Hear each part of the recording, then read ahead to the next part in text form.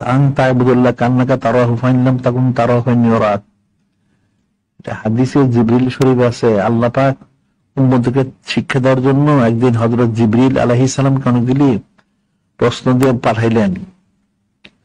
বললেন, আপনি আমার হাবিব মাহবুব নূরে মুজাসসাম হাবিবুল্লাহ হুজুর পাক সাল্লাল্লাহু আলাইহি ওয়াসাল্লামকে এই প্রশ্নগুলি মাসালাগুলি জিজ্ঞাসা করবেন, উনি জবাব দিবেন, তাইলে উম্মত জানতে পারবে।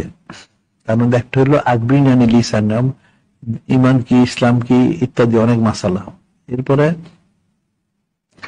বললেন, ইয়া রাসূলুল্লাহ আখবিরনি আনিল ইহসান, আখবিরনি আনিল ইহসান, আমাকে ইসলাম সম্পর্কে সংবাদ দেন। ইহসানটা কি ইয়া রাসূলুল্লাহ হাবিব আল্লাহ? ইহসান ছাড়া নামাজ কবুল হয় না, এটা কি? তখন নূরে মুজাসসাম হাবিবুল্লাহ হুজুর পাক সাল্লাল্লাহু আলাইহি ওয়াসাল্লাম তিনি সংক্ষেপে বললেন, আন তা'বুদুল্লাহ কান্নাকা তারাহু ফাইন লাম তাকুন তারাহু ফাইন্নাহু ইয়ারাক।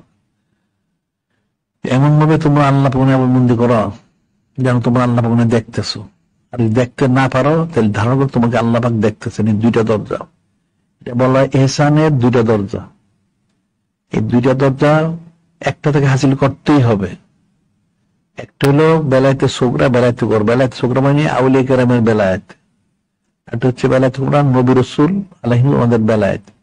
আল্লাহ পাক ওনাকে দেখে দেখে নামাজ পড়া হচ্ছে বেলায়েতে কুবরা, আর আল্লাহ পাক দেখতেছেন ধারণা করে পড়া হচ্ছে বেলায়েতে সুগরা। দুইটার একটা স্তর থেকে পৌঁছতেই হবে, অন্যথায় নামাজ কোনোদিন হবে না।